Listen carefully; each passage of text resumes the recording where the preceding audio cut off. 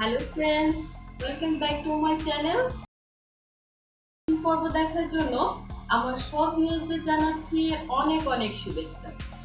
আজ তৈরি করে দেখাবো খুবই মজার এবং খুবই সহজ একটি রেসিপি, তা হলো চিংড়ি শুটকি ভর্তা। তাহলে আর দেরি না করে ঝটপট চলে যায় চিংড়ি শুটকি ভর্তা তৈরি করতে। প্রথমে চিংড়ি শুটকি থেকে মাথাগুলো ছাড়িয়ে নিব।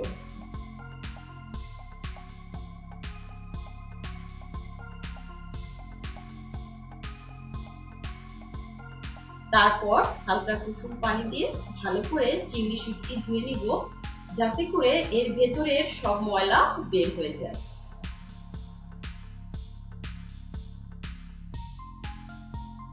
একটা প্যানে সামান্য একটু তেল দিয়ে দিচ্ছি, এর সাথে দিয়ে দিচ্ছি 4টা শুকনো মরিচ,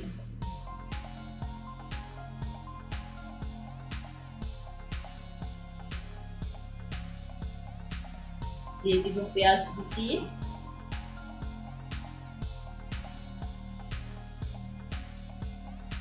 দিয়ে দিচ্ছি রসুন কুচি, আর দিব পরিমাণ মতো লবণ। নেড়ে ছেড়ে নিয়ে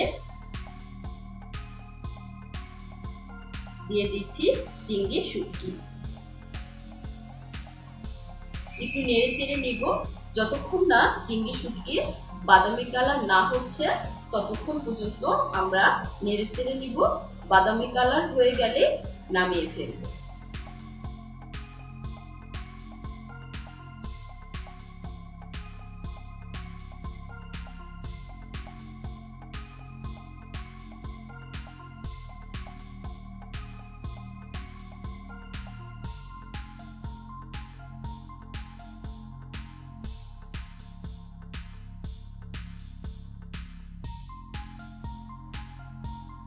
এরপর আমি চিংড়ি শুটকি পাটায় খুব মিহি করে বেটে নিব।